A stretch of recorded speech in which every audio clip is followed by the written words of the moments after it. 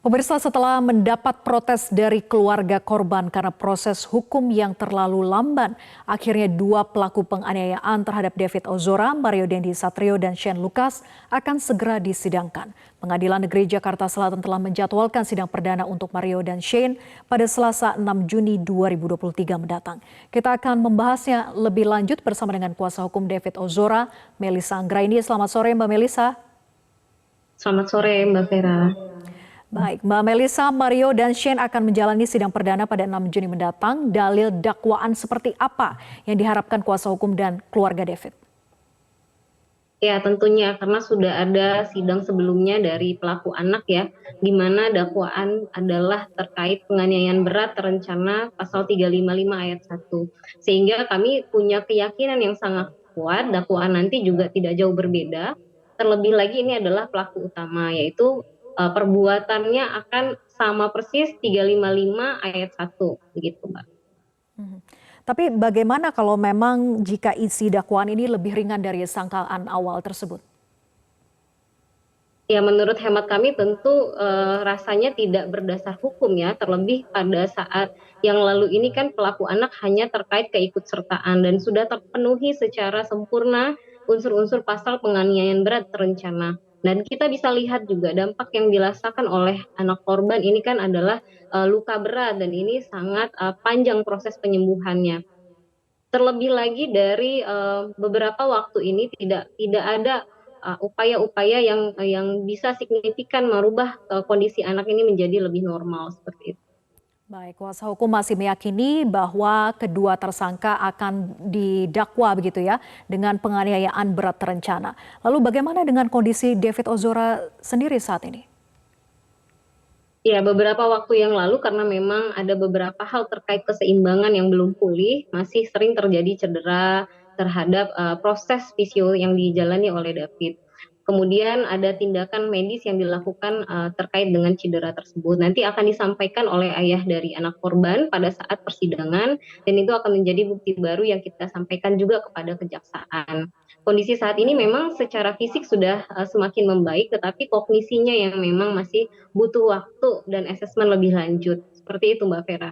Baik, ayah David akan bersaksi di persidangan begitu ya. Ya. Lalu Ya. bagaimana dengan David sendiri? Apakah juga akan bersaksi datang langsung di persidangan? Dan benarkah bahwa David ini sebetulnya sudah aktif kembali bersekolah?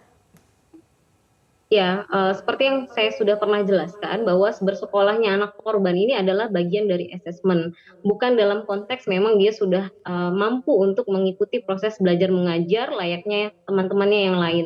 Tetapi dokter melihat perlu dilihat secara lebih jauh terkait kognisinya ketika dia berada di lingkungan sekolah. Memang masih on off, belum secara utuh dia ikuti. Dan kemudian pada saat beberapa waktu yang lalu dari pihak Polda sempat mempertanyakan apakah dimungkinkan dihadirkan di persidangan, dokter juga sudah sampaikan secara tertulis bahwa memang tidak memungkinkan karena dilihat lebih lanjut secara kognisi belum bisa memberikan keterangan, kemudian ini bisa berdampak menimbulkan trauma. Seperti itu, Mbak. Dan Baik, dari secara keluarga kami juga kognisi belum melihat, pulih ya. ya, Mhm. ya. Baik, tapi bagaimana jika kondisi David yang dapat kembali bersekolah walaupun secara kognisi tadi belum pulih dijadikan bukti kuat oleh kuasa hukum pihak terdakwa? Bukti kuat terkait penganiayaan ini menjadi biasa, saya rasa itu tidak masuk nalar hukumnya ya. Tetapi Hmm. kalau untuk menghadirkan ke persidangan, saya rasa ini juga sudah tegas disampaikan dari pihak rumah sakit. Terlebih lagi anak korban ini belum bisa membedakan mana yang memang real terjadi, mana yang memang masih di alam bawah sadarnya, sehingga ke pernyataan-pernyataan atau keterangannya justru tidak bisa memberikan keterangan yang yang benar seperti itu, Mbak. Gitu. Nanti akan diterangkan lebih lanjut oleh dokter yang menangani anak korban dari awal sampai saat ini. Baik, jadi nanti dokter yang mendampingi pun akan bersaksi di persidangan begitu ya? Iya, terkait dengan penjelasan rumah sakit juga kita akan serahkan kepada kejaksaan bagaimana kondisi Hmm. anak korban terkini seperti itu. Baik.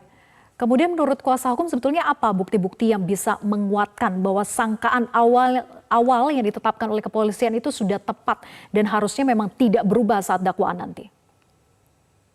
Yang pertama unsurnya ini kan adalah penganiayaan berat ya. Kita bisa lihat anak korban ini dirawat di ICU saja 53 hari. itu hampir 2 minggu belum sadar dari koma. Saya rasa itu semua orang sudah melihat kondisi ini adalah luka berat. Banyak juga dari tokoh-tokoh Republik ini yang menyaksikan secara langsung bagaimana kondisi anak korban saat itu. Kemudian unsur perencanaan, kita juga sudah melihat bukti yang kita juga saksikan pada saat sidang anak yang lalu, itu ada eskalasi dan perencanaan yang tidak bisa disangkal oleh para pelaku. Memang ada rencana-rencana sampai akhirnya anak bisa ditemui lalu dilakukan penganiayaan.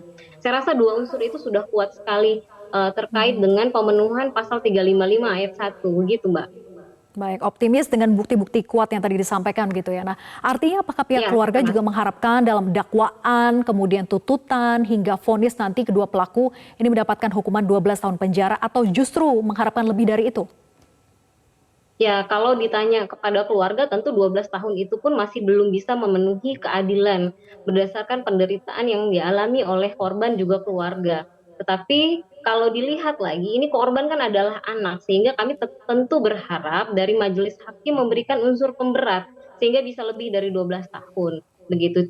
Setidak-tidaknya tidak kurang dari 12 tahun, Mbak. Karena anak korbannya dan yang kedua efeknya ini masih berkepanjangan dan belum pulih sampai saat ini. Baik, yang diharapkan setidaknya tidak kurang dari 12 tahun begitu ya. Kita ikuti Ya, nanti bagaimana kita ya, kawal terus proses persidangannya mulai dari 6 Juni mendatang begitu ya. Terima kasih Mbak Melisa ya. sudah bergabung Mohon bersama doanya. kami di Metro hari ini. Selamat sore.